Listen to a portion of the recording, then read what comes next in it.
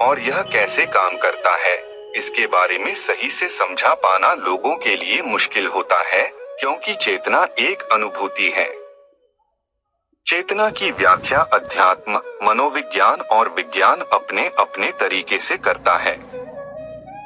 लेकिन एक आम जनमानस के लिए यह क्या है, चलिए समझते हैं। चेतना क्या है? चेतना का अर्थ मनुष्य की जागृति से है, अर्थात मन की वह अवस्था जब उसे अपने या संसार के होने का एहसास हो, उसे चैतन्य व्यक्ति कहकर संबोधित किया जाता है। दूसरे शब्दों में आप चेतना को मन भी कह सकते हैं। मनोविज्ञान की दृष्टि से चेतना मानव में उपस्थित वह तत्व है जिसके कारण उसे सभी प्रकार की अनुभूतियां होती हैं। चेतना के कारण ही हम देखते, सुनते, समझते और अनेक विषय पर चिंतन करते हैं। इस तरह मन स्वयं को और इस संसार को पृथक यानी अलग अलग समझता है। इसलिए फिर वह कभी सुरक्षा, कभी डर की वजह से इस संसार से खुद का बचाव करता है। चूंकि हम लोग मन से जीते हैं और मन से जीने वाले व्यक्ति के हर कार्य के पीछे एक भय छुपा होता है। यहाँ तक कि व्यक्ति अगर किसी से प्रेम या मोह भी करता है तो उसमें भी डर की भावना छिपी रहती है। व्यक्ति की आंखें खुलते ही उसे इस संसार में समय का चक्र दिखाई देता है। उसे एहसास होता है कोई भी वस्तु या व्यक्ति ऐसा नहीं है जो समय के साथ गुजरता न हो। वास्तव में वह खुद तो बना रहना चाहता है, पर जब उसे बाहर ही बाहर सब परिवर्तनीय लगता है तो स्पष्ट है डर तो रहेगा ही।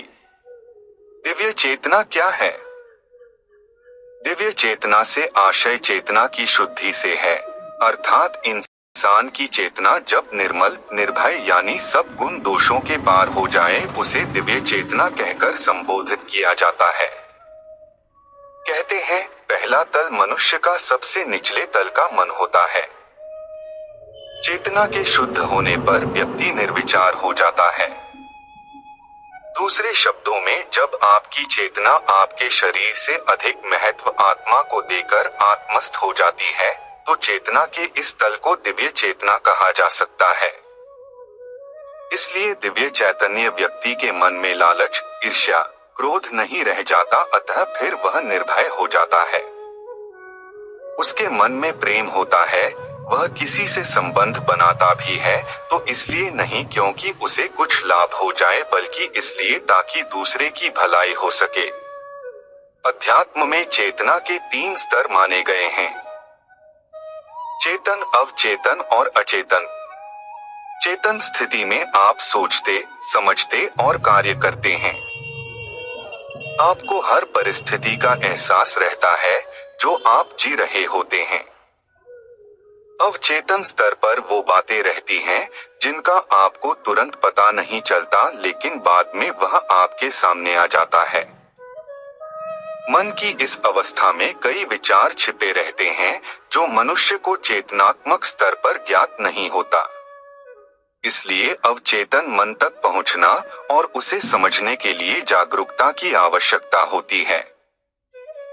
अचेतन स्तर में वो बातें रहती हैं जो हम भूल चुके हैं और जो हमारी बहुत कोशिशों के बाद भी हमें याद नहीं आता।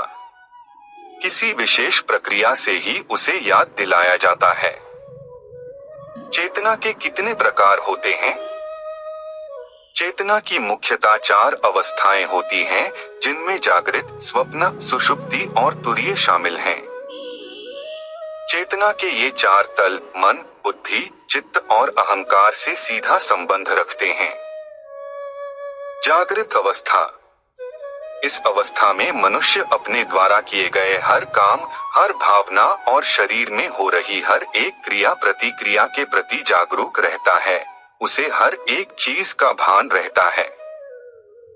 इस अवस्था में शरीर की 5 इंद्रियां और मन सक्रिय रूप से काम करते रहते हैं।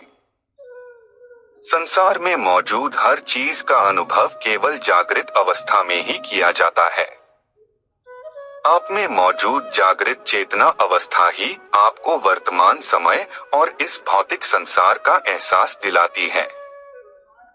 स्वप्न अवस्था, स्वप्न अवस्था में आप न तो जागृत रहते हैं और न ही सोए हुए।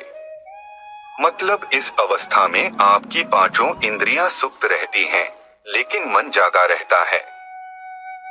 मन आपको अपने विचारों और कल्पनाओं का प्रयोग करने देता है, भले ही वह अप्रत्यक्ष और अस्पष्ट हो।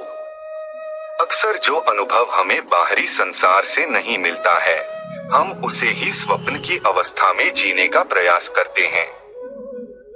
सुषुप्ति अवस्था। सुषुप्ति अवस्था में हमारी इंद्रियां और मन सभी सुप्त अवस्था में होते हैं, जागृत नहीं होते। हालांकि इस अवस्था में भले आपका संपर्क बाह्य दुनिया से कट जाता है और आप पूर्ण रूप से निष्क्रिय रहते हैं, लेकिन आपकी आत्मा इस भौतिक शरीर और आपके मन से अलग विचारवान रह सकती है। सुषुप्ति अवस्था में आपका पूरा अस्तित्व विश्राम की अवस्था में चला जाता है और भौतिक तथा बौद्धिक दोनों रूप से अपने प्रति जागरूक नहीं होते हैं। तुरीय अवस्था। यह अवस्था समाधि की होती है, जिसमें आपकी चेतना सुप्त होकर भी जागृत रहती है। यह एक प्रकार से शून्य की एक स्थिति है, जहां सब कुछ कोरा रहता है। यह एक आध्यात्मिक योगी की मानसिक अवस्था है, जहां उसकी चेतना सब कुछ से परे साधना में होती है।